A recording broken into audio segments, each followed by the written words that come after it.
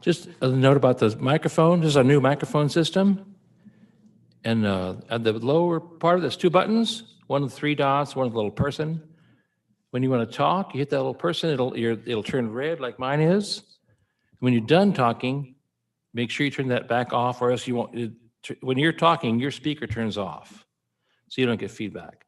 So only have the mic on when you need to talk, and it can only be a maximum of 3 at a time with the microphones on. And that should be it. Should be pretty simple. No problem.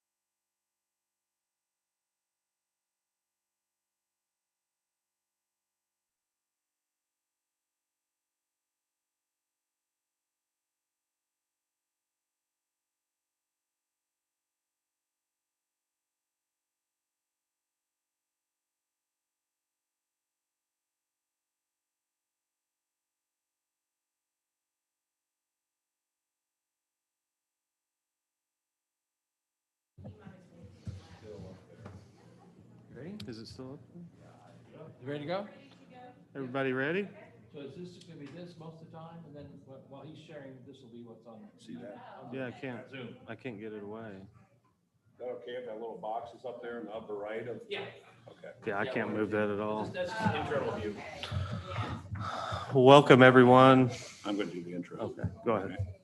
We ready? Attention, y'all. We're calling this meeting to order. Thank you. Go for it, guys. Okay, appreciate it. I'm going to do the hard part and do the introduction and then turn it over to our smart guys over here. For those of you who don't know me, my name is Craig Seibert with ES&S. Been in Arkansas. I've been responsible for Arkansas sales, boy, since we bought back the first system back in 2005 timeframe. So been around long time. Most of you know Jerry Amick here in the room. Jerry obviously has been with the company just as long as I have, if not longer, but him and I have been tag team in Arkansas here for a long time together. So the new gentleman in the room is John Moody. I'll let Jerry and John kind of explain John's role, but he is currently our state manager in the state of Texas. He actually is a native Arkansan and lives over in Oklahoma now. And Jerry's going to be slowly taking stuff off his plate because I think Jerry sees some retirement in his future down the road here or two on. Yeah, and John's going to be picking up the pieces. The nice thing about John, he's very knowledgeable. He's just like Jerry. I mean, he is a boat full of knowledge. So it's not like you're getting somebody right off the turnip truck when it comes to John here. So What we're here to show you today is the new poll book. With that said, I'm going to turn it over to these two. Obviously, we're going to go through kind of PowerPoint, walk you through everything. We do have the new poll book, and you'll be able to come up and kind of play with it and go through everything after the deal. But we thought we'd start here, and with the screens we have, we'll be able to walk you through it nicely. So feel free, we'll make this as interactive as possible. So feel free to ask questions along the way. But with that, I'll turn it over to Jerry and John, and we'll get rolling here. All right. Thank you guys for coming. I appreciate you guys welcoming me.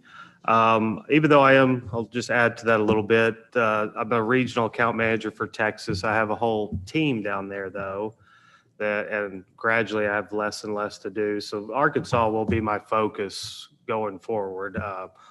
Other than going to a couple of conferences in Texas, I have a whole group of account managers that handle all the day-to-day on-site work. So my travel should not be focused on Texas going forward. I'm just about 2 hours, my home from here, just across the border. Fort Smith is where I go shopping for groceries. So, but I'm glad to be here.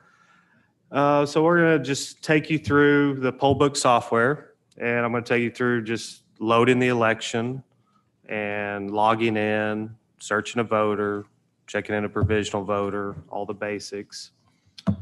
And so what you're going to see up on the screen is basically that poll book. Okay, we call this the emulator. And when you get up to come and do some hands-on stuff, we'll show you that. But everything he's showing you on the emulator is just the same screens that would be on the poll book. so this is what you see when you first turn one on. If it's had a previous election on there, you'd see an election name up here. We're going to go ahead and just reload the same election. And we just basically have a launch, a maintenance, and a shutdown button. You go to maintenance. There's always a password for everything.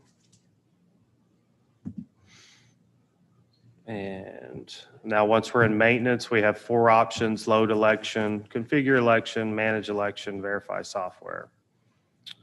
First thing we do is load election.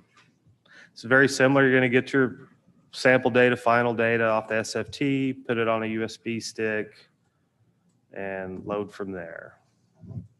Password. So one point about that screen you just seen, once you've loaded your final data, and now there'll be and we're connected to the host, like you are for Central Point, we call it connect. There'll be a button there for host for you to download your incremental updates. Like the old smart update? Like smart update, exactly, yep. So I'm going to have to, oh, this is going to shut me down. Yeah, so that's a new thing. So now every time you load election, it reboots. And it does the same thing to my laptop, which will be a little more cumbersome if you bear with me, because I have to log back in. One thing that I should have just pretended to load it. would be helpful. for, I'm thinking like, about the Zoom part. elections Is every time, like, I know they send us the final data. Yep. But every time they send us a new data set, if they would change like the title or change something, that's I insane. don't know if that's possible, but What- sometimes you're like, did I load the correct one? How do I know I've loaded? It's a pain, and we've asked for that without much success so far. And it happened in one of the counties in the general. We made a change, sent them new data, and what they do, they loaded the old, and they were handing out wrong ballots again. So we squawk about it all the time. Keep squawking. We will. Thank you. We will not give up on that because it's a disaster waiting to happen. That's what And it the is. time and date stamped at all or anything? It has a date. It does have the date. Well, once you put the files on the USB stick, they're just poll book data.db3. You know, like if you're looking, so you could have a stick left over, but that's where. Let me one couple more minutes. Just a quick guys. note. He had this rebooted his whole laptop. When it does a restart on the poll book, it does it. It's fast. It's very fast. It's not going to be like this, and we can show you that later. But it's Since we're doing it on the laptop, it's going to take a little bit longer. And then I'll have to get reconnected to Zoom. I should have just pretended to hit the load election. And you want to talk to you on that while he's doing this? I mean, they could see what I could show them. But just to reiterate a couple things John says, none of that's changed. We're still going to pass data back and forth on the SFT side. None of that's changed. So the other thing too is like at the beginning, you're still going to build the election and power profile like we've done for years, right? And then, as some of you may not know, we do house the voter registration server in Omaha. So we send the data on the election calendar and say, hey, at such and such date, we're going to pull data. So we go in and we pull the data down from each county. We convert it to poll book data, and we send you what we call sample data. That's when you guys take your team, you load sample data, go through all the screens, make sure everything's correct, check your ballot styles versus precincts. And once all that's done, you sign off and we put final data up onto the poll book. Now, once that final data is loaded onto the poll book, after that, all updates will be done through Connect, okay, like our smart update in the old language. So it'll be the same thing, a lot easier. As you'll notice when John gets rolling here again, I think we're going. the screens are a lot cleaner. There's less steps for the poll workers to, I mean, once you log into your polling place, it goes right to search voter. We'll show you another thing that you guys will be excited about is scanning driver's license. The old poll book wasn't very good at doing that, so we kind of told counties not to use that feature. But you'll notice on the new poll book, All right, we're back. it works. We already showed Jennifer; she was excited about it. But there's a lot of new features we're going to show you too. So, all right, John's back up and rolling. We are back. I'm going to run back into maintenance and just show you a couple of other options before we log in. Shift.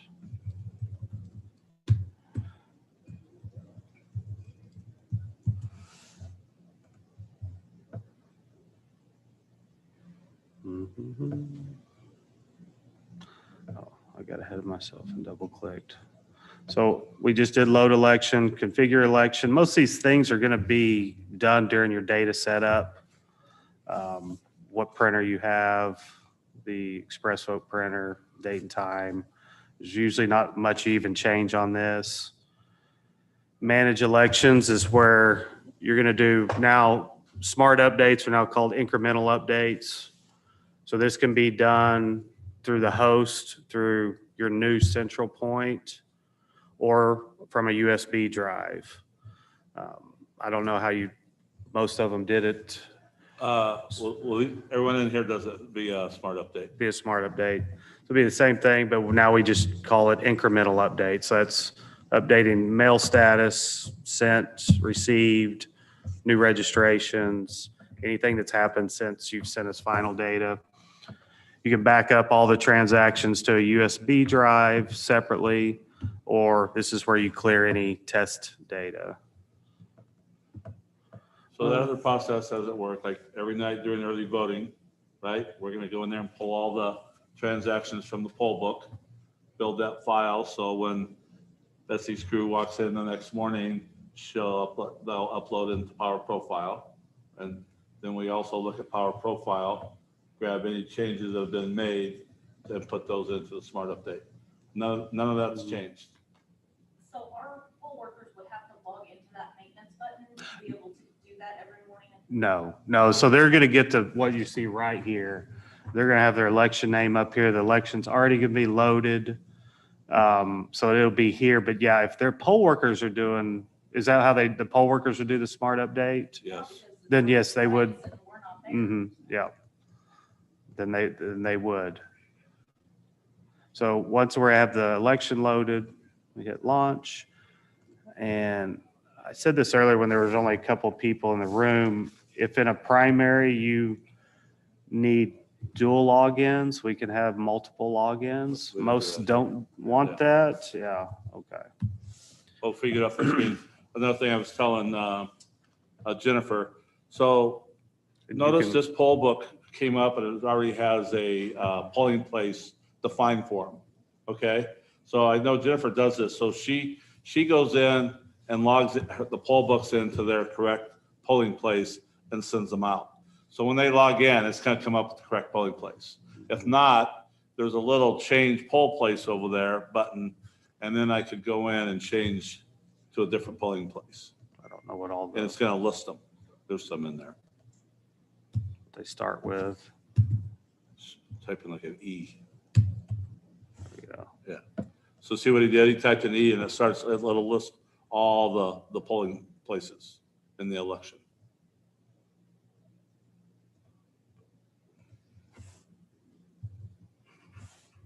You always have to click. I'm just going to go back. Did you change it? Don't change it because it's the data that we need. It's in that early vote site. It was in the early vote side. I'll change back. Or just cancel out of that and it'll take you right back to it, won't it? Yeah, East Community Building. Yeah.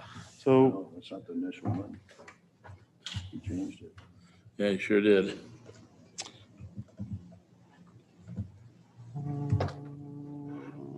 early voting, East Community Building. I Yeah. think that was election day I switched it to. Yeah, that's it. Yeah, there you go. So the passwords, like this password's P1 or username's P1, password's ESS1. So it don't have to be super long and elaborate. And as soon as you log into your location, you get statistics for that location and the county, the address, poll open, close times, any ballots that have been issued so far. If this was during early voting, registered voters in the county. And then this icon up here that's in red with an X is for connectivity. If you're connected to connect, and we're not right now. So they would just, the poll worker would just do open poll. And then this would be the screen that they see throughout the day. It's got a time for remaining voting. It's not part of this demo, but wait lines, they can configure wait lines. There's a way you can give out a voter a token that's in line. And when they come up to check in to vote, it gives you an estimated time of how long it got from that door to here. But first, we'll just check in a regular voter. So real quick on that wait line, so you're sitting here at Election Central, you can go out to some polling place and look at the wait lines and see if they're having some long wait lines. Or I remember one of our first election, Garland County, they moved equipment based on wait times because they were having long lines over here and no one over here. So you'll be able to sit right at your desk and go in there and look at that wait time at the polling places. And we'll show you that later. Yeah. And so we'll just search for voter. This is the screen you get. Last name, first name, date of birth. When we show you this, Type it in. we'll show you the. Yeah, but on the new poll book, you can scan the license and you'll be amazed at how quick that scanning process is, but. Question for Yeah. you. It's gotta be On it. scanning, is the driver's license the only form of identification that can be used? Well, it needs a barcode that represents that voter, so I don't know of any other. You guys? What are your list of approved IDs? There's quite a few. So- It's a long one. Passport, See- gas bill. If it's Okay, a gas bill or bill. something, if it's a electric bill or something, some states allow that. Obviously, they could, Russ, but they'd have to type it in off of it. The only way we're scanning is if they have their license. Jim asked if we could use our microphones when we ask questions because he's watching us on YouTube. So yes, so And if you have a particular popular ID that's not like the Department of Transportation issued ID that you want us to check, I can check. It all depends on that barcode format. I think there's a regex file associated. Like I know in Texas, we've had customers ask about concealed handgun, and we couldn't do the Texas concealed handgun for one reason or the other.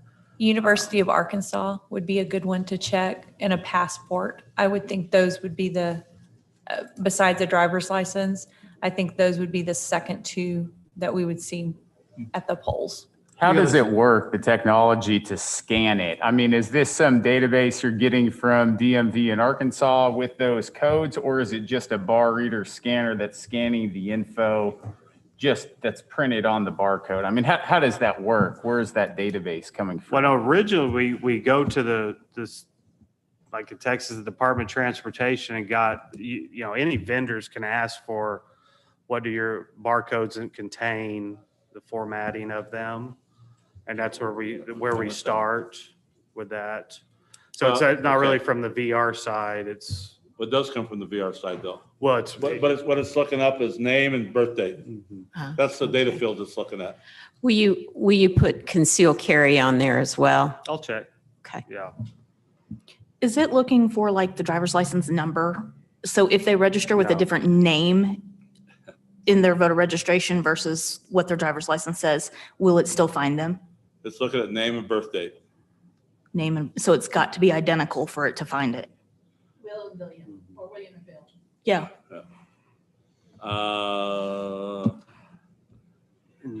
If it pulls from last name and birth date, it should pull all those last name, birth dates, and surnames. the Well, first you names. can, and of course, just kind of like your old one, you see, when you just type in a few letters, of course, if the ID didn't scan, it gives you a list. But scanning like a William, I'm not for sure how that might interact. We'll check it and let you know for sure. So we search a voter or scan the ID.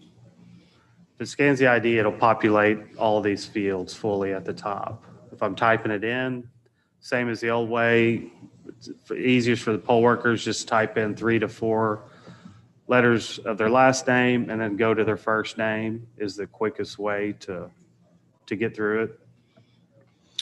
Once you've checked in a voter, it gives some basic info on this first tab. There's identification tag with their voter registration number. And if there's any voter history that's happened during this election, reissued, canceled, anything like that. From here, we can pick 2 pass. We can issue a provisional ballot or a standard. For now, since he's active and eligible, we'll pick issue standard. So this is where they will sign the screen. And we're going to ask, I think Jennifer asked earlier if we could, even though it shows their name and address right here during the signature, when they're signing their signature, is if we could add a button to make them confirm that again. Right now it's not, but I have that question down.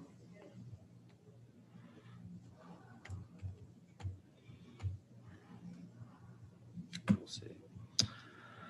Voter will press done signing like the other one. If they need to clear and start over, they can clear and start over. Save done. Do we keep signatures on file in Arkansas that y'all compare to, or? They don't compare here. Okay. They do capture the signatures though. Yep. So once the voters sign, the poll worker will accept this. Oh, I unplugged myself, didn't I? Unplugged myself to load the data, oh no, I plugged it in the other one. Yeah, wait on you. Yeah. Ready? Mm-hmm.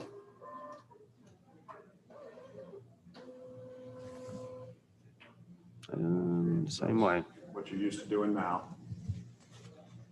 And this was just a regular voter. We'll talk about that little provisional box that's on here in a second as well. But So yeah, let me search for a provisional voter. So it's gonna be somebody by the last name of Hood. All right. So we'll find somebody here that's absentee return, but they're insisting on voting in person, whatever reason, it's provisional. So this is showing that this voter has returned their absentee. You can see we've even grayed out the issue standard. They can't vote regular. But if they insisted on voting and your county or the poll workers wanted to allow them to vote provisionally, check provisional. I have a list of, I believe it's up to 8 reasons, and these can be customized, but 8 is the max for now. See if anything pertains. Well, there's always an other. Hit next. I have to sign. And do another card. Of course, here I've got to pick a precinct.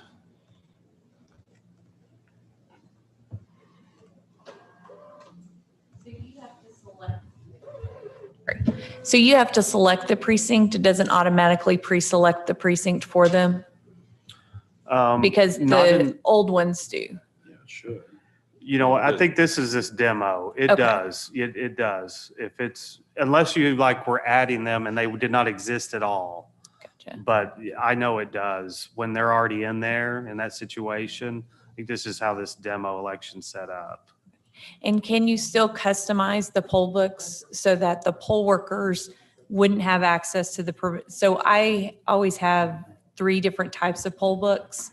One just basic for the poll workers with no extra features. One for the supervisors, which would allow them to issue provisionals or to do address changes, and then one with the county clerk that allows them full access. Mhm. How did they do that before? Was it 3 different data sets? Mhm. Yes. So Okay. if you've got enough hardware, then there shouldn't be any issue with that. Yeah.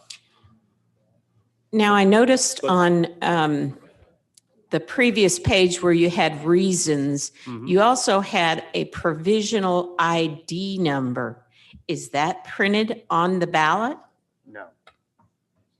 What is that used for? Let me, it might be a report. I might have to check that. You did type select 100. That was just the Uh-huh. precinct, right? Yeah.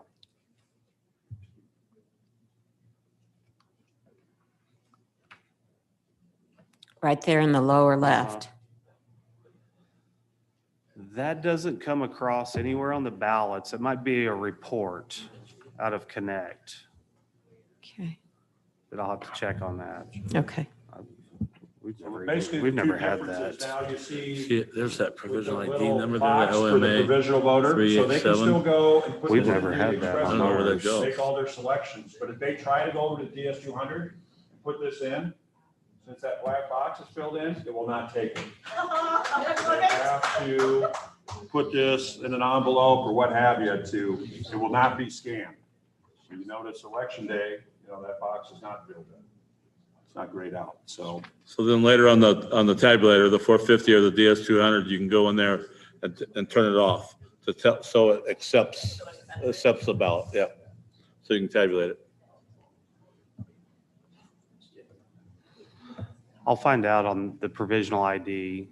We don't.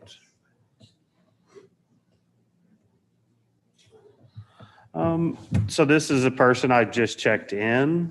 Of course, it was a provisional under managed voter, supervisor password. SCH3. Oops.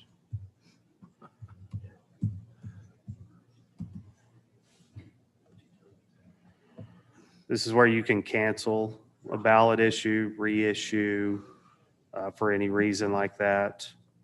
Do y'all have a limit on how many times you 3. can read? 3? Okay, that's the same as Texas.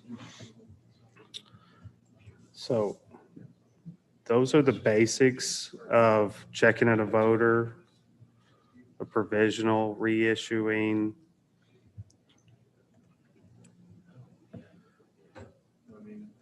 What other unique, did they do anything else unique here? I'm So missing. is there, on our tablets, where would the vote or the poll workers could look at like a list of voted? The voter Voters. list So let's- options. Oh. Then under options. Get this out of here. No. No incremental updates. View reports. Yeah, view reports. So She wants to vote. when you're at the basic search voter screen, the monitor poll, view reports, voted list.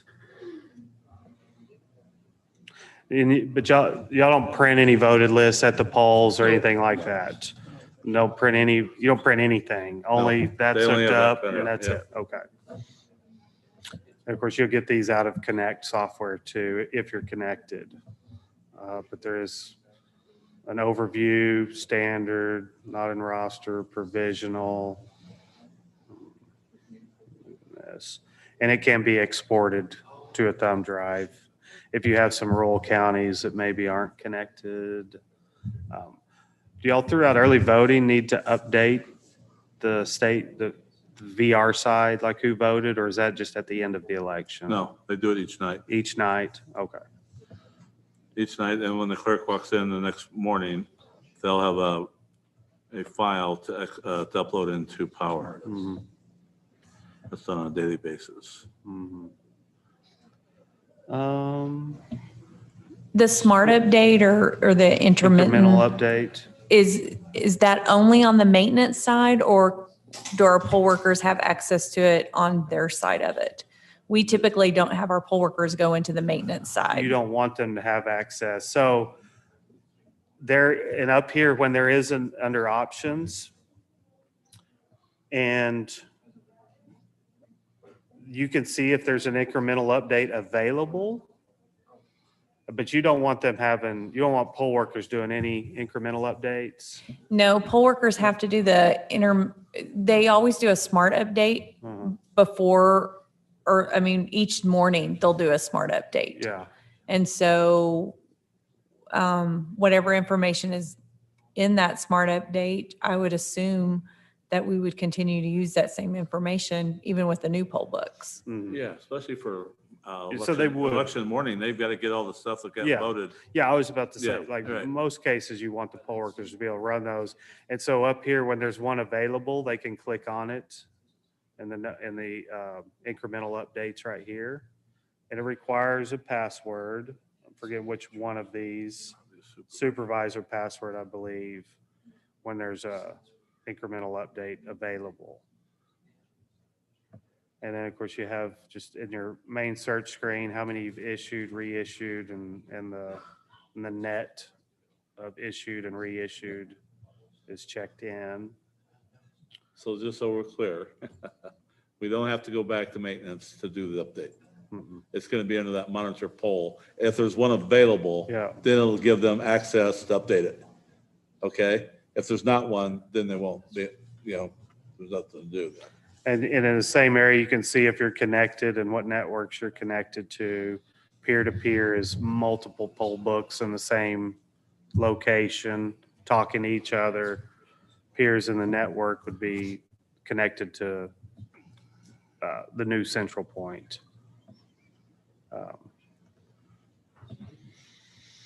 Those are pretty much the basics. Did I forget anything? Clearing transactions happens in that earlier area. Yeah, so we'll do the same kind of thing. You'll get a call, a couple days after the election, asking you if your numbers match Connect. And if they do, we'll pull all the files down from Connect and build your voter history files and stuff, anything that's happened during the election. Of course, if they don't, then you're going to have to go out and pull the transactions from the poll books so we can figure out why they're off, right? But most of the time, you guys just match, right? And you guys are, These two are pretty good at getting stuff matched. and you guys are all vote centers, so you don't have to direct anybody to the correct polling location anymore. So that it's kind of neat but most people are going to vote centers, so that feature doesn't really matter much anymore. One of the things you had mentioned was that this system worked more with Power Profile. Are you able to do address changes in Power Profile and those go out to the tablets, or will the clerk's office still have to have tablets to do address changes during early vote They and do not election need day? tablets. They're going to use Connect. We'll show you that feature here in a little bit. You're going to use Connect to update and add and change voters. Okay, they do not need a tablet. Okay? Just so all clear, connect is what you know as It's Central Central Phone now.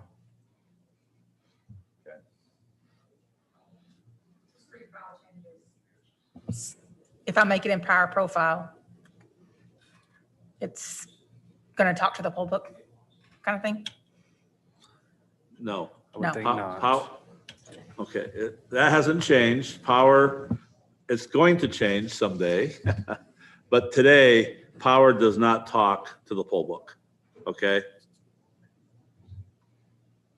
Wish it did. It's something that's on our drawing board to get it, so we don't have. Yep. What else can you think of?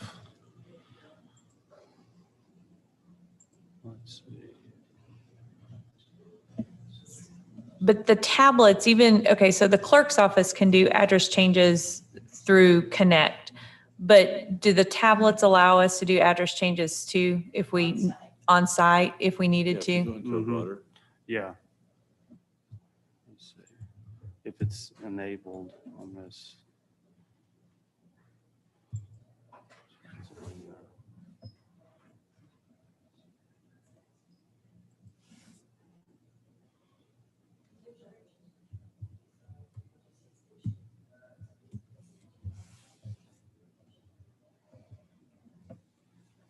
I don't think it's been set up on this one.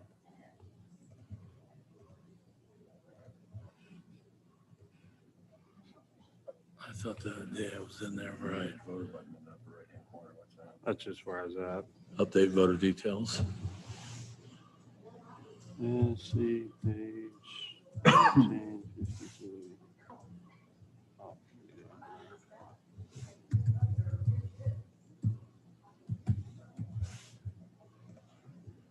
there we go. Okay, so you see that, how he got there? He may have to redo it. There's a way to get to change. So under voter, oh, this thing keeps popping up in my way. What's that doing? Update your basic info, then there's identification. Update. Oh, well, my connecting thing is spinning. That's right. Oh, I lost internet.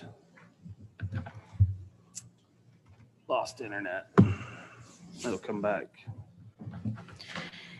In a party primary, where on the screens would they select which ballot style they're getting?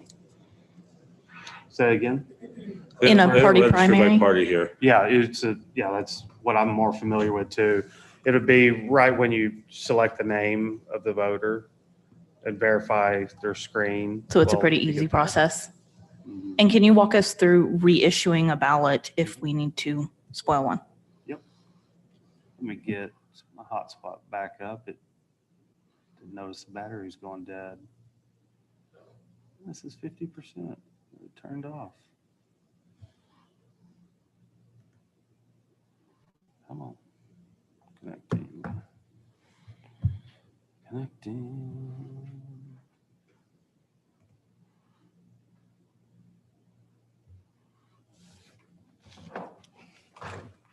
Well, while he was doing that.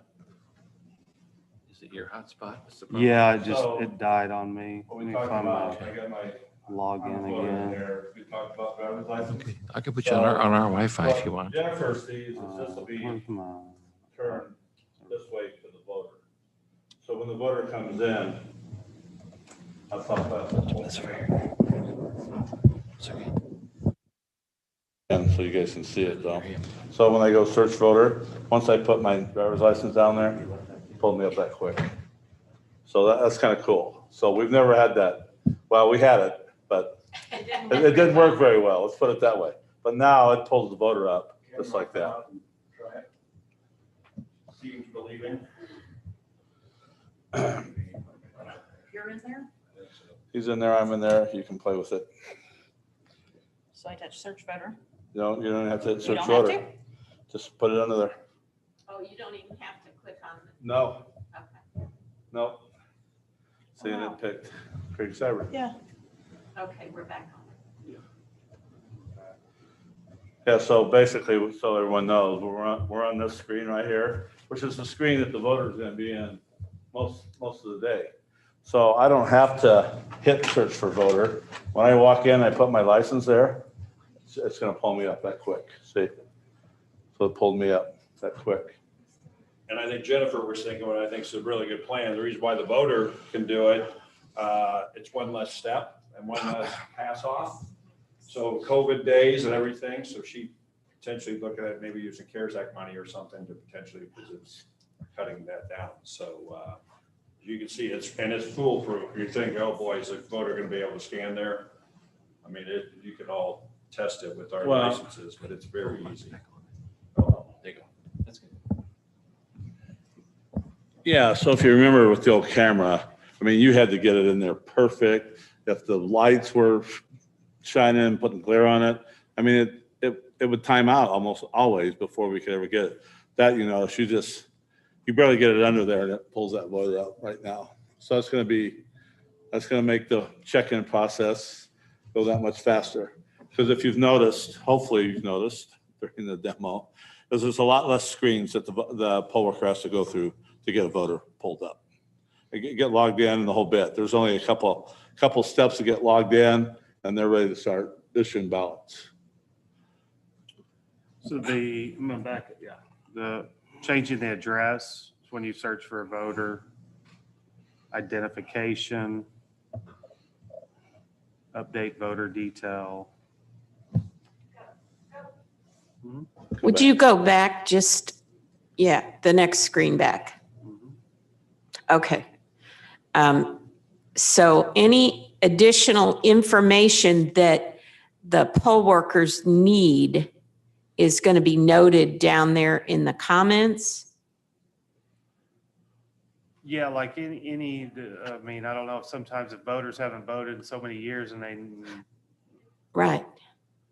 we in Texas have that stuck in our VR where everybody's supposed to show an ID, but we are also flagging people to show IDs.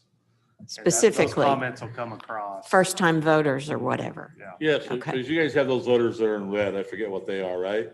That the poll worker has to do something different. So for a first-time voter, they cannot show an expired ID. Okay. A first-time voter has to show a current ID, and so those are marked Okay. specifically. So, and your question, so back in comments, they could put a comment down there that says exactly what Jennifer just said. Okay, so that's something that's customizable. I didn't have one for everybody. I probably should have, but I gave Jennifer and Kim a document that shows every screen and what's customizable on each screen. It's like a change request. So that stuff, like when they get their sample data, I mean, they go through it today. Once they get their sample data, then they put notes, say, I want this comment to say this and this phone number on there, and I want the background maybe to be light blue or something like that. Okay? So identification, update voter details.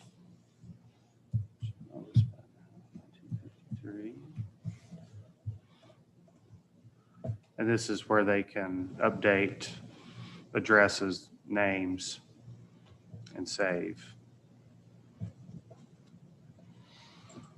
I'm going to go ahead and check in this voter so that we can do a reissue too. I want to just check it in as standard, not a provisional.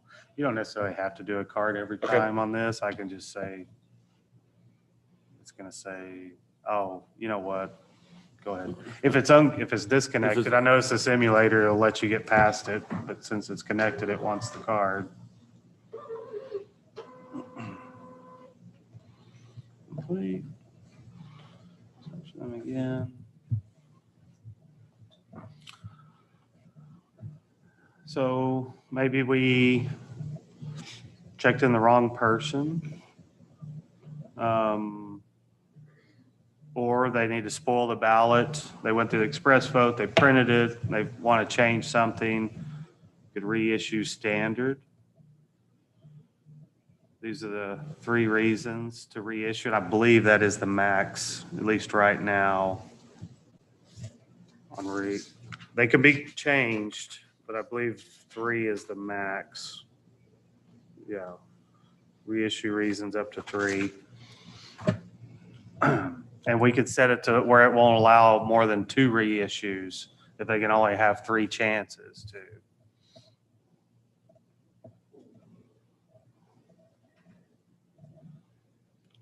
And then accept.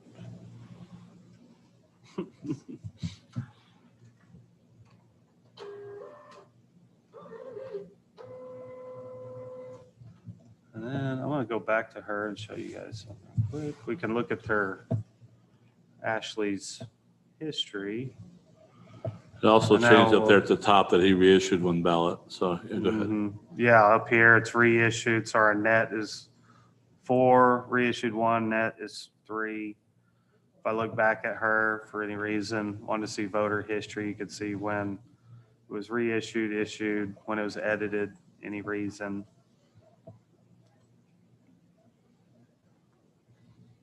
Any other special cases y'all can think of that we could demonstrate? I want to check on the signature box.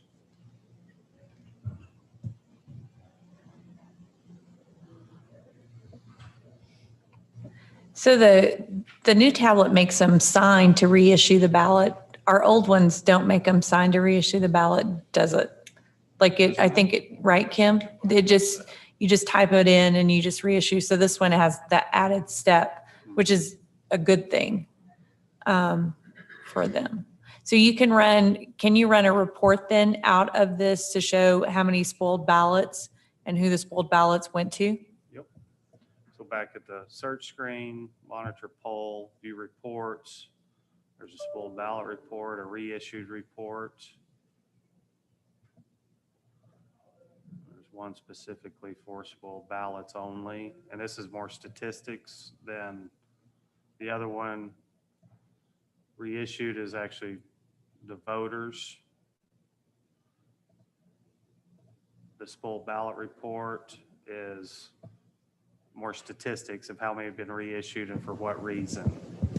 Can you also see this report on Connect? Mhm. Yes. Okay. Let's see if Connect ever really got going. It just started.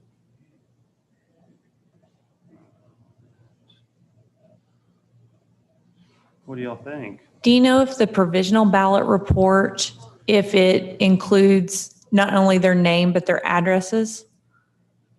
Because I'm thinking if we're doing, Through like Connect or the new central point? right, because I'm thinking if we're having to, and so my question is, will it include their address, their precinct, the reason, and their name because of the new law and having to create these reports? If that can be exported into an Excel, that would be helpful too. I will find out. I'm not for sure on the addresses unless you have. Well, we can look to see if there happens to be one in this demo. And if not, well, I can call Bridget. When we take a break or do for lunch, I'm going to try and get the answers to some of the stuff that you've already asked for today. See if we can get some of it done while we're here. Maybe something we can show. You guys want to, before we go into Connect, you guys want to come out, play with us? The one we brought here, look up any voters, voting voters, do any of that stuff? Here's the little case that comes in. It's a little, yeah, it's big. Okay, well, here, go ahead. Sorry, Seth. The good news is, the Express Vote printer fits in this, so it's all in one case. The other thing is, this is all in one unit. Yeah, So it's not a stand that we need to, plug in the poll book to or anything. This literally just sits in that like this. So. it's kind of good and bad. Like there's so little for the poll worker to do. Right. Plug it in and plug that into that. The USB But- port for the printers right here on the side, so they don't have to lift the top and plug it in or anything such as that, so. It's What I was pretty easy doing to all of connect. So this. This would not match with the printers that we have right now. Your current printer, the only thing they changed is just, I guess we like color coordination. Well, looks like we changed it. Your current printer will work. Oh, it will? Yes, Okay. yeah. That's the same printer, it's just a different color. Trying to look like Apple products, I guess. So, So you have the option to purchase one rather than both. yeah, we would just sell you that. I don't see any reason why you would want to purchase the Express Mill printer, since you already have it. So yeah, you would just be purchasing whole book, comes with the case, your current printer could fit inside of all this. So just what it sits in there. Everything just lies in there. It's just one power cord to the back, and then you don't even have to plug that in. It's just a pretty simple cable that's attached to the back of the unit. Internal battery, right? What's the life of that battery? I don't know. Typically, we go about 4 to 5 hours on any of our internal batteries. I'm thinking it's longer than that, though. It's just it depends on the usage, but I think a minimum of 4. Okay. It just depends on how active you are on it. And Kim, one of the things he showed us was how Dallas County sets up their poll books inside their warehouse. Instead of storing them in the cases, they actually store them on shelving units so that so they're not constantly having to take them out and put them in to load and to charge. And so this would be something you'd have to think about storage wise and setting up wise, a different strategy.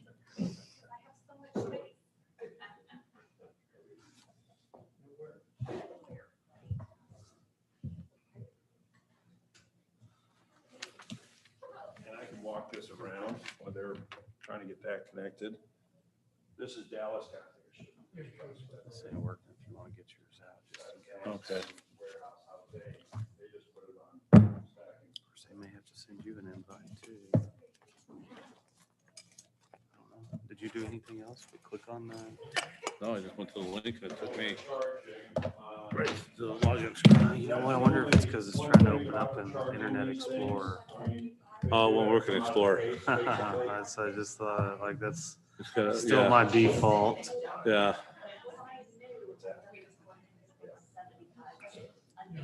Just use Google Chrome probably. Yep. That's gonna be it. Yeah, Then. good thinking.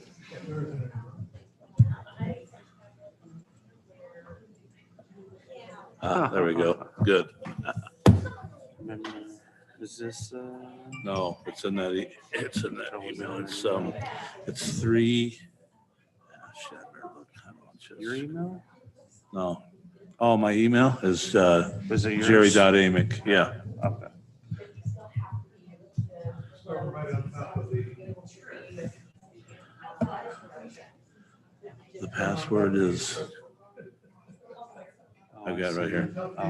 Oh, you got it? No, you go and tell. I got it. It's capital E, $, capital S, capital V, lowercase o, lowercase t, 3, and the pound sign.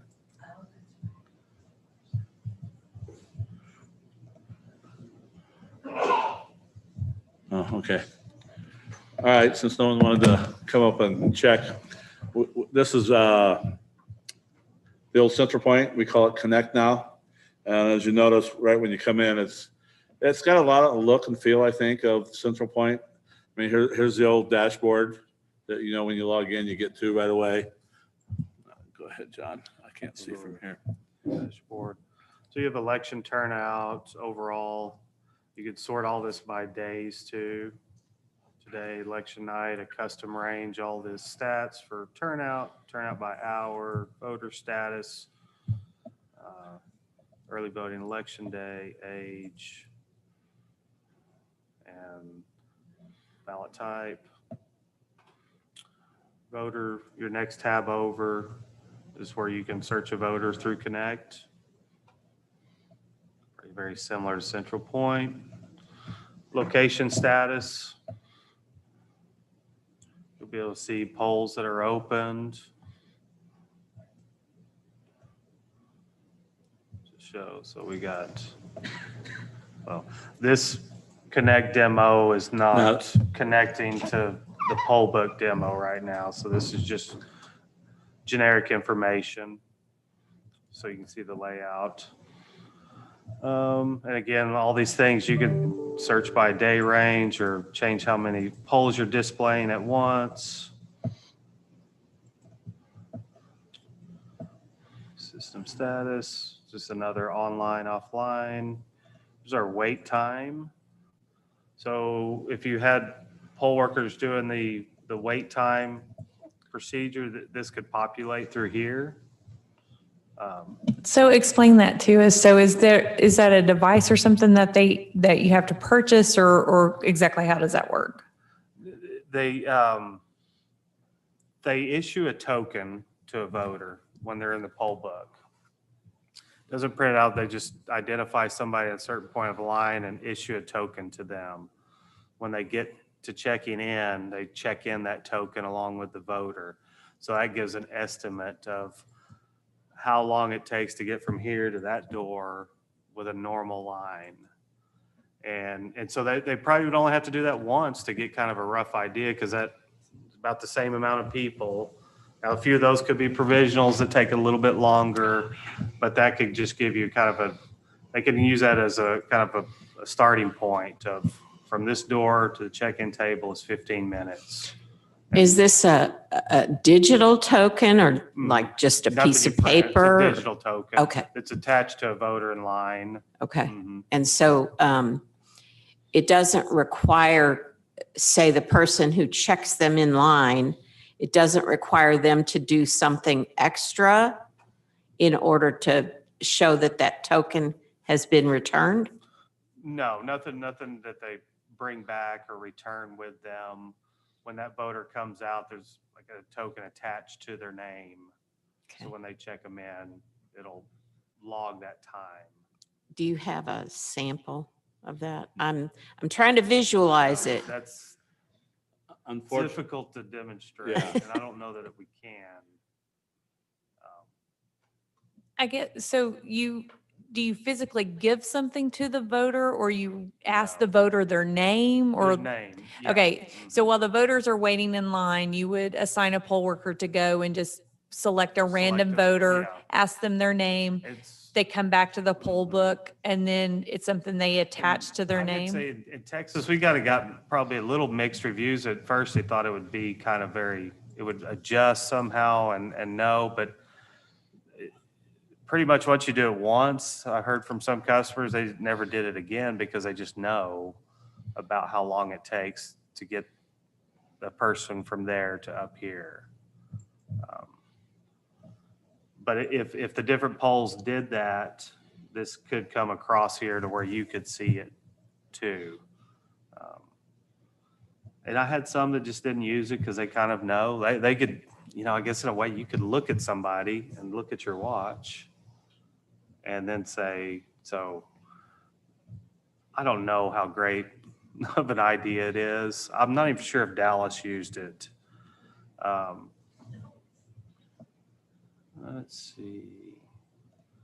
Perspectives are going to be some different reports you can print. Ballots, turnout. This is all very similar to Central Point, just laid out in a different way. Has Bridget mentioned to you when messaging is coming Yes. across? we've got one-way messaging now Yeah. where you can message the poll workers, But back is. but we're going to have it where the poll workers can message back. That part's not built yet. I don't know if you'd heard No. a version number No, I that's think coming out. it's coming out in the next version or two, but you can send messages to your poll workers.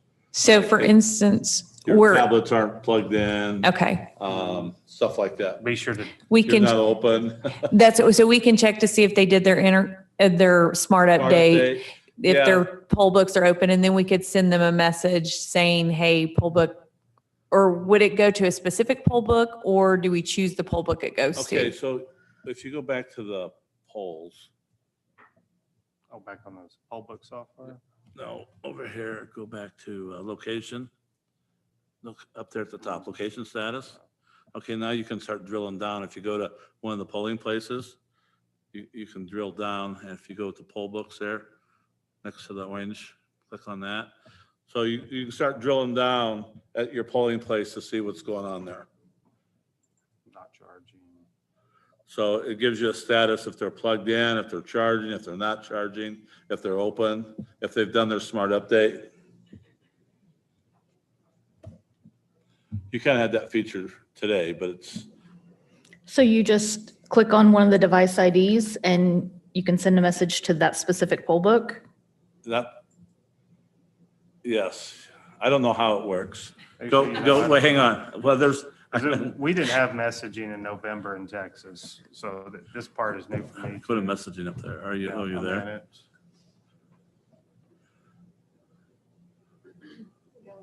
Those are messages that were I believe it's sent. poll, not poll book, but polling place specific.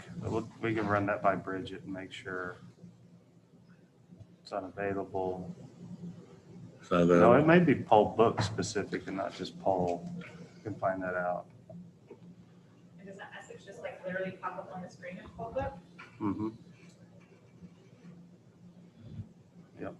I've seen some screenshots of it.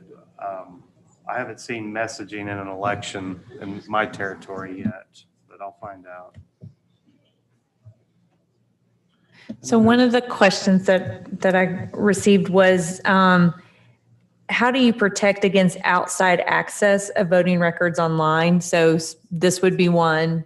And then I guess the VR system too. But if we're sending messages, is that through encrypted? Like, how are we protecting that no one else could be sending messages to our poll books?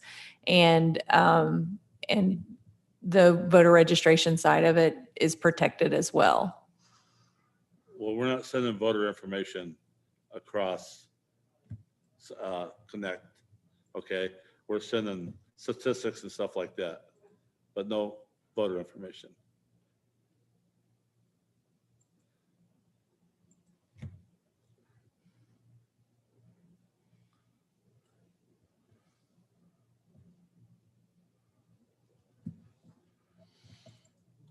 And when we take our break, I'll call Bridget about the messaging to see when it's going to be in there and see if there's a way we can show it to you. I don't think this demo data that we have for Connect is not, since we can't be connected, it's hard to show you what it can and can't do. And this Connect demo is used by quite a few people at this right now.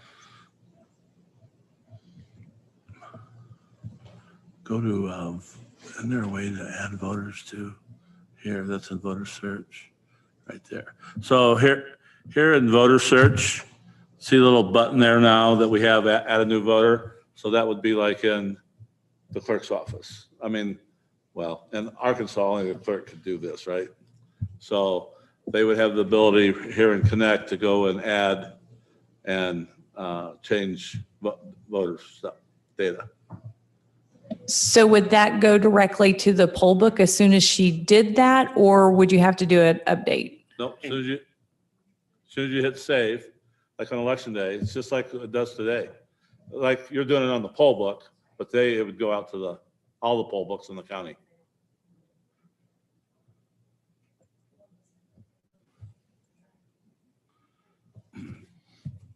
Anything else? Well, see, I can't see what's all on there from here. It's pretty much just reports. And then here again, it still has the same old reports that you can export to Excel or CSV files. And then, you're going to protect it just like you do today. You're only going to hand this out to certain people in the county that can get in and out of it. We're coming out. It's not ready quite yet, but we're going to come out what we call a media view, where they could come in and see very limited stuff on there. So they wouldn't have to be calling your office about turnouts, how many Democrats are voting, how many Republicans are voting. We could give them a view where they could go in and see it right on Connect. But they couldn't get into like the polling places and drill down like couldn't add voters or look at the voter rolls. So one thing I just saw where you could print here, and if there are any odd affidavits in Texas, like we have to have a similar name affidavit if your name is similar, like your driver's license, your ID is Bill, but your VR says William, they make you sign a similar name affidavit. Used to be we'd have to print these off and it's just pieces of paper. We can add those affidavits in the check-in process. Every affidavit you add adds another checkbox or another screen, but if they're required by law, you can't get past them anyways. Yeah.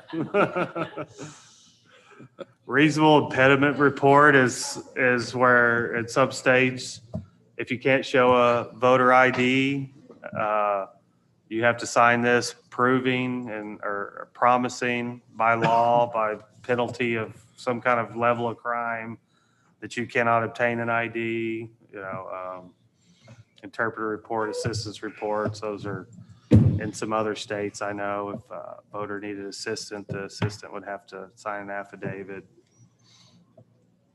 But any of affidavits we add to that voter check-in part, you can generate a report later on post-election. Did you say you could do assisted voter through that? Or through the tablet? Yeah. So you could set it up. may depend on if somebody assists, do they have to fill out anything? They do. So basically on our tablets, instead of the poll worker, instead of us having individual forms, you're saying that we could fill out that form basically on the tablet, and then we would have an actual complete list and not just piecemeal from polling place to polling place. Yeah.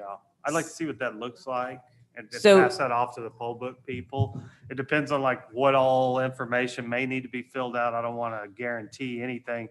Could be if it's something that couldn't physically fit screen wise. It may be, did they fill it out, and you check it. That it's just simply the name of the voter they're assisting, their name, and the signature. And so that would be a great addition to the poll book, because currently right now, individuals are limited to the number of people that they assist at polling locations, and it's capped at 6. But our polling places obviously aren't talking to one another with those people who are assisting voters. So this would make us a complete list of everyone who assisted, rather than individual pieces of paper. Okay, so one person that assists can only assist up to 6 voters throughout the whole election. Okay.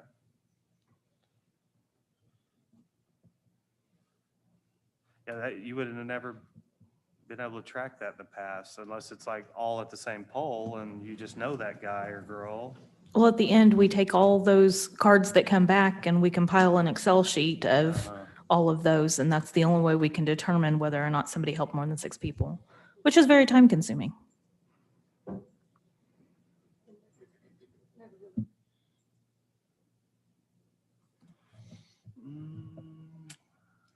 Think of anything else they would be interested in seeing?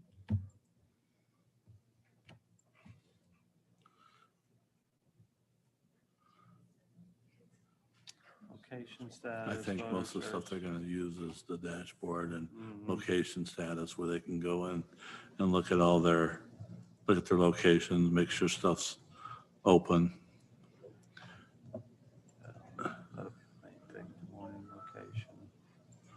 If you go to open status, and you can see if they're, yeah. And you can show them which ones are closed at the top.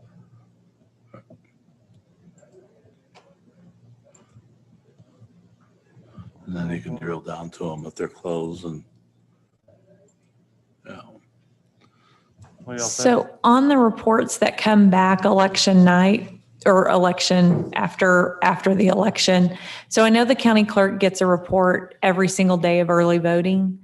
And then the final report the clerk gets has everything in it, correct? Twice. So we Right. get them daily, and then we get them again at the end of the election, which is kind of a pain. So is there a way basically to separate those 2 reports? And if so, can we do it with our current poll books? But at the very least, if we were to go to this, so, because basically she's having to do double the work with the address changes, because that final report that we get has everything in it and not just election day. Oh, so you don't want the ones that she's already had. I'm not for sure on that one. I'll have to ask somebody on that one. Yeah. Is there not a way to sort that then by date once you get it? If you pull,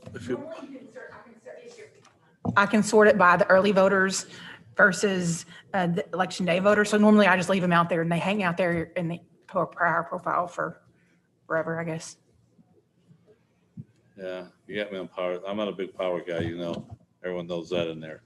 But I would think once you got the final report, you could sort it by date and just get the new ones, couldn't you? Or not? I don't think it has a date. I think you can do like early voter versus Early voting election. versus election I day think only? so. Oh. We need to ask. We'd have to ask, That'd be more power That might be- question, right? well, no, that could be the poll book guys. They build the reports, right? They're sending you the reports and you're uploading them to power. So that's a poll book thing. So that's a Ross question, Okay. or maybe a Bridget.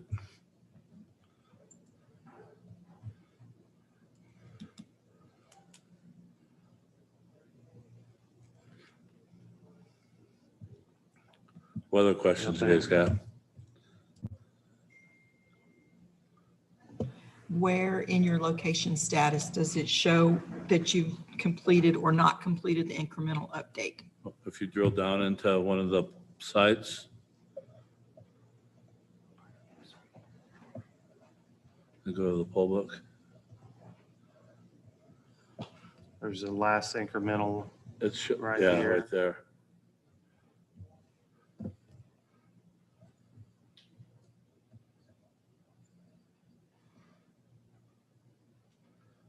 Y'all ever have any polls that aren't connected? You pretty much connected everywhere. So in order to do vote centers, they all have to be connected Yeah. to the Wi-Fi, and then of course they have to talk to one another. So that's the only way you can do a vote center. But I will tell you, sometimes our poll books, especially after 2 weeks of heavy early voting, the smart update is hard for us to get loaded. It's hard for the poll book to load that election morning. So I don't know if this system is better at that, or if that's just because the Wi-Fi isn't as great, or a lot of times it's the files are too big. So Yeah, well, you got to remember on election morning, you're talking about a big file because especially your two counties, you guys are voting about 60% of your voters doing early. Okay, so if you think about that, the size of that file has to be updated to all the poll books is a pretty big file. So- Oh, sorry, go ahead. Go ahead, and you're right. We're relying on the wireless network. You know, and as we all know, even with your phones, it can go up and down a little bit. So that can happen. But yeah, it can take a while. That's why we try to tell counties to have their poll workers. I mean, everything's got to be set up. I understand, but we need to get the tablets up and smart updates, well, incremental updates going as soon as possible in the morning. So one question I've had is, when we're doing the smart updates, especially if we were to go to the system, we would have to keep these, we would have, the tablets are set up a little differently. Does it help to do the smart update in the middle of early voting before we pack the tablets away and start delivering them?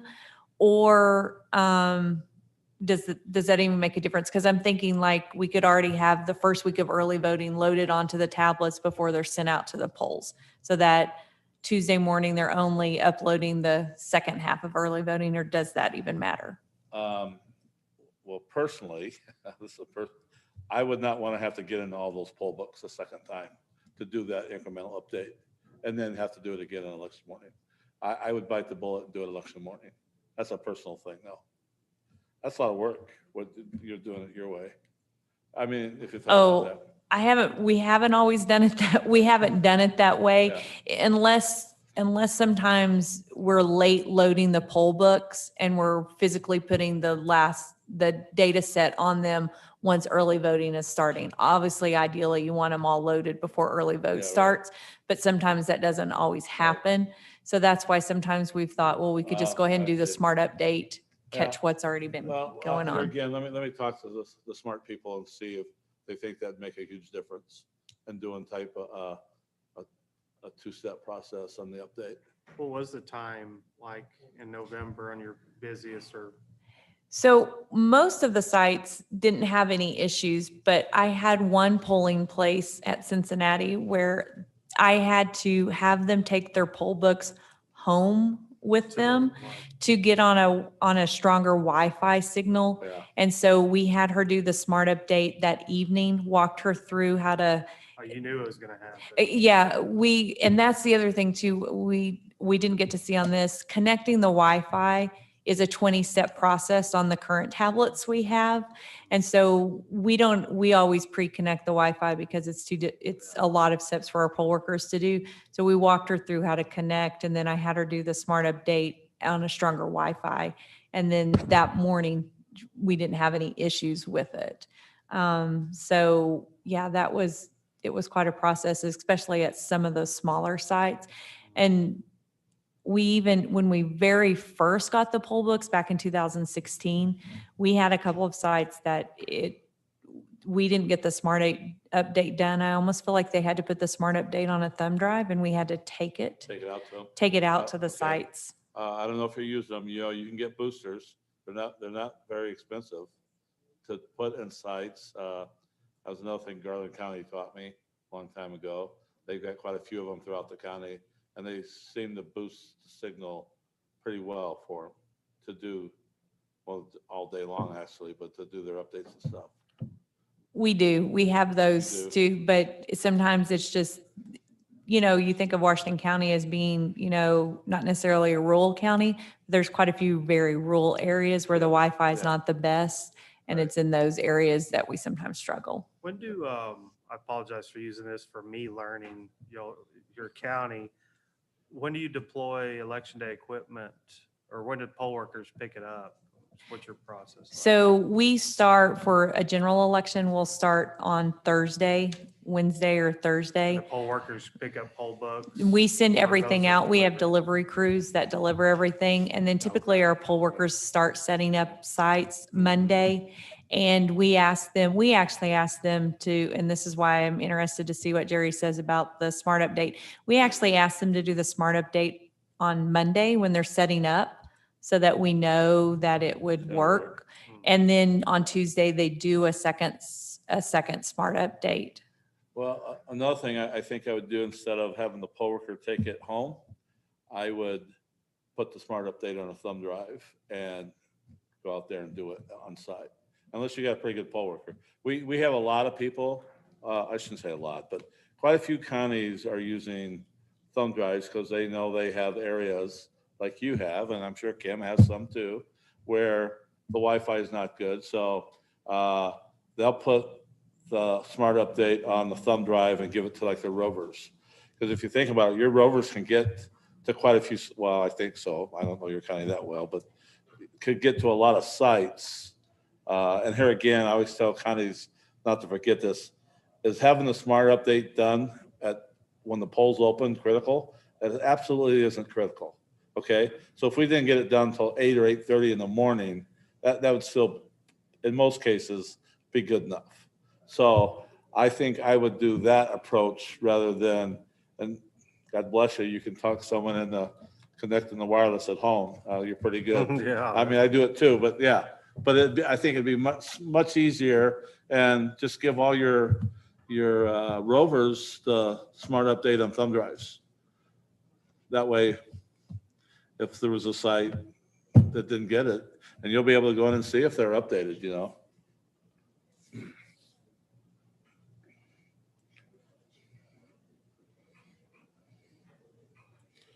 But the two, doing it twice might be an approach too. I'll have to ask if that would help with that file. Well, I mean, that's one of the reasons why we have them do it on Monday. Yeah. Is because like when they're setting up, then we're hoping it grabs it's grabbing all those files, and that Tuesday morning, it's not as big of a file. Right. Not sure how the smart update, like what is specifically contained in it. But that way we know, one thing we always tell our poll workers is to test the Wi-Fi on Monday, because I would much rather talk you through how to fix something Monday night Right. at 10 o'clock rather than I have more places calling me at 6:30 Tuesday morning and we're trying to figure out the problem. Right.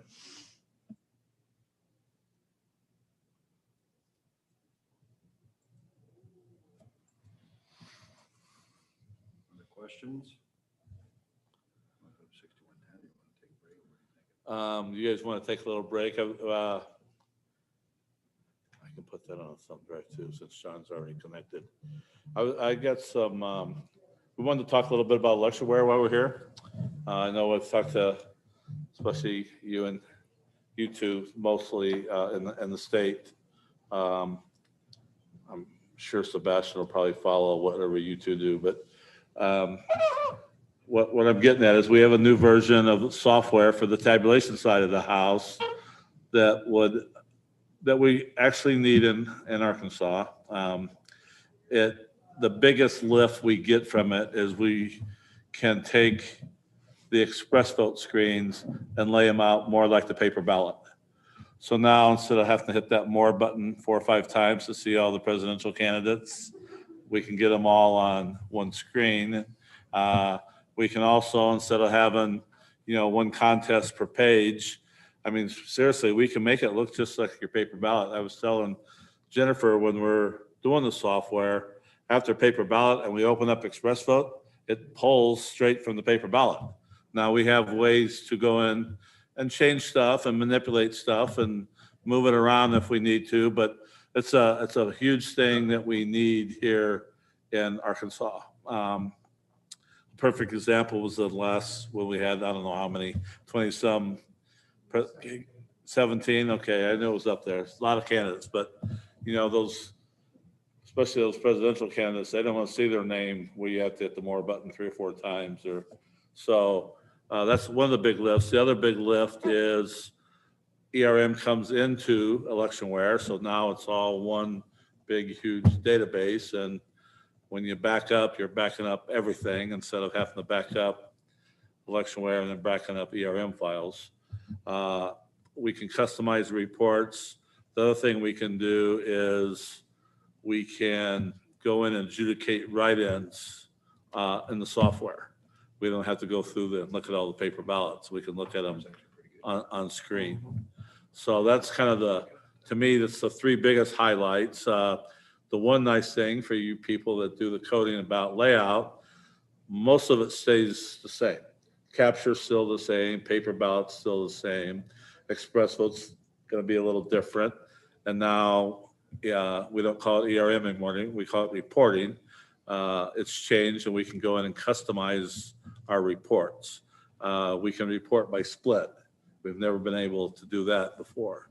That's a big deal to a lot of counties especially with lots of splits. So, Do you guys do your own audio, or does Omaha do? well, they do all the You rest guys of are our doing counties. toolbox and everything? Well, we do it, for most of the counties, we do it in Omaha, Okay. but Yeah. these guys have toolbox and they do their own. So, So Yeah. Tanya, I think, left to go pick up lunch, and she'll be back probably in 20 minutes, 20, 30 minutes. So I don't know if you want to get started or if we want to have people look at the poll if book you guys or want to come up kind and of, ask more questions, if you want to vote a voter, you can use stretched license if you want. We can probably give you some names, or you can just guess. There's always And judgments and stuff in there. the closing on the poll books, I'm assuming is similar to how it closes Mhm.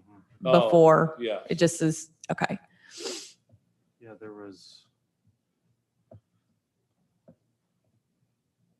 So when Monitor we're poll. in search voter, monitor poll, you just close poll. And do you also want to be signed out? We could teach them no, or whatever the procedure might be for you guys. So now it's just ready to. And just so open, you know, on the poll book, the new one here, we've kind of really gone with the targeted approach with it. We're not really blasting it out across the country.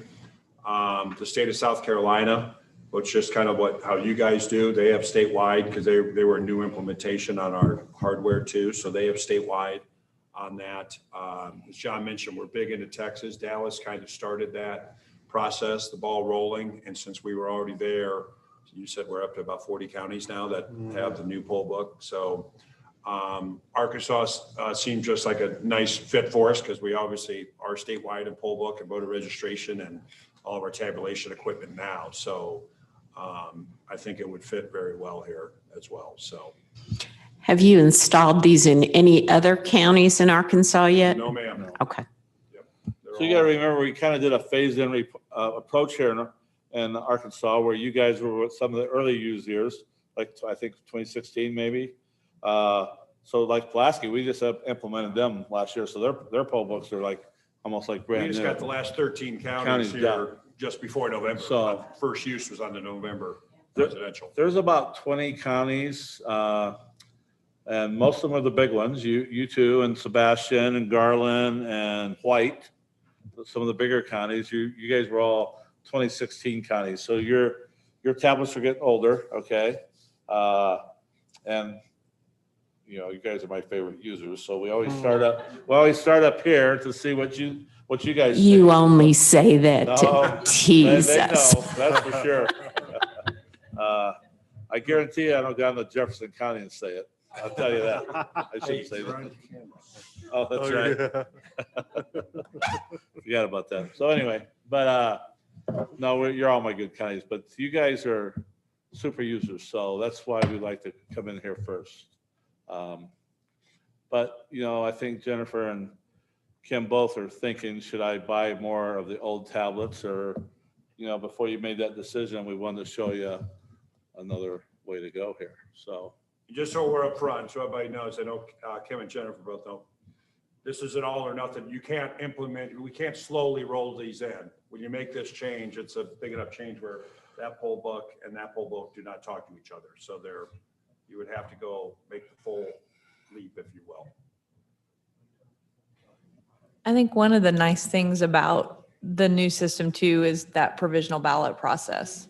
Especially in light of the fact that voters now can't sign that optional verification, which means that there could be a temptation to vote a provisional during early vote and then decide, I don't think I'll go to the clerk's office. I'll just go to vote. I'm not marked in the tablet as voting, and I'll just vote a regular ballot. So I think doing that process and then it not reading into the DS200, because we know even today, provisionals accidentally get read into the DS200 because they get away from the poll worker and they just go put it in the box. The fact that it would reject it, that's a really nice feature. 60/40. I think that's a really important feature, giving the atmosphere in Little Rock right now. Because that's one of the instances being cited for some of this legislation that they're pushing. And I think if you're going to have to sell a quorum court on spending the money, that's going to be a really good point to make, that will prevent that. And Kim, go ahead. Go I was Jerry, did you say when it does the driver's license, you think it's just looking for last name and date of birth, or is it? I think it's just name and date of birth. Is it going to be first name and last name or? Okay, because that's important too. If it's looking for, because a lot of times the first name is where we have difficulties with the difference between how people have their driver's license versus how they're registered to vote. But the last name, most of the time, and their date of birth should match. So if it's only searching for those two criterias, that might be an easier search system if you can customize how it's looking at the driver's license. And the new the new voter registration law, if that allows voter registration changes online, like for name and addresses, is that something that then could transfer to this, because my understanding is it's going to still be using the DMV system, like you have to have Right. Yeah. a driver's license in order to register to vote online. So, Yeah, so far that's the only mechanism. Right. Did you say that Little Rock or Pulaski had this installed for November? Okay. Okay, okay, because that's what I was checking. I thought, well, wait a minute. Okay, thank you.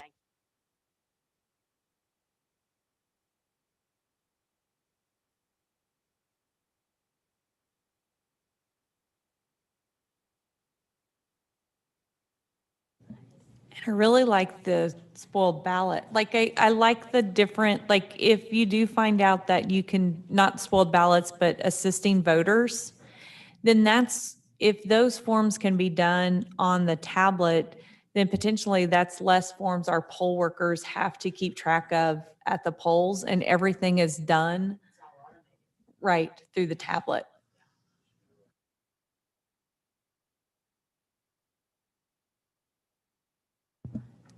Can these tablets, because I could have sworn at one point when we were talking about the old tablets, can the poll workers put their hours in on these tablets?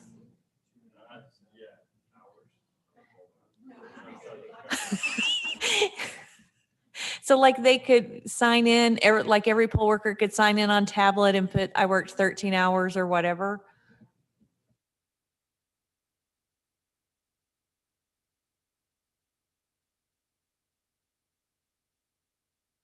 Okay, so I thought I saw, and maybe it was something else I've seen before, but I thought a feature of the poll book at one point, or had been discussed, would be to allow the poll workers to actually record the hours they work on the poll books. Like when they show up to work, they can log in that they worked 13 hours, 14 hours, whatever, and then that would be a nice feature for us to then just export an Excel sheet out of that and do payroll that way.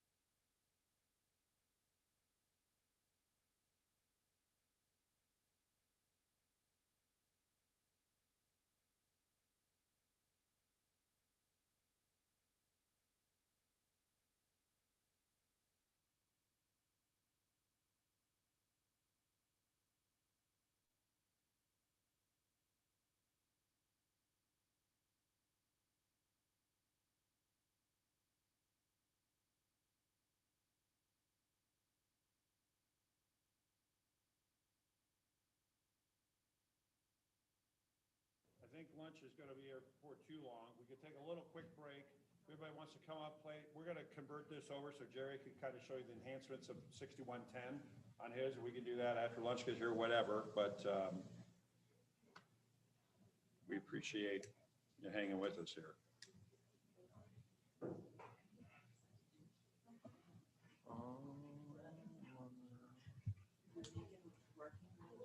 Yeah. So I've got one more question to add to your list of things you're going to ask. If we can do the assisted voters, will it flag if someone has done 6 voters? I'll add that to the Add, question. if you could add that to the If they've question. been And still maybe at lock 'em 6 out. time and they're Mhm. locked out. Yep. Yeah.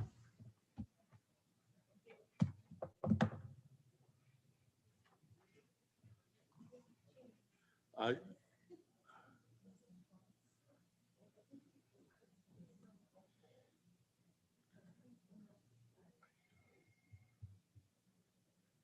that, was HDMI? Yeah. HDMI port at. Jennifer, do you need, Jerry needs to use his laptop. Do you need to send him an invite? Possibly.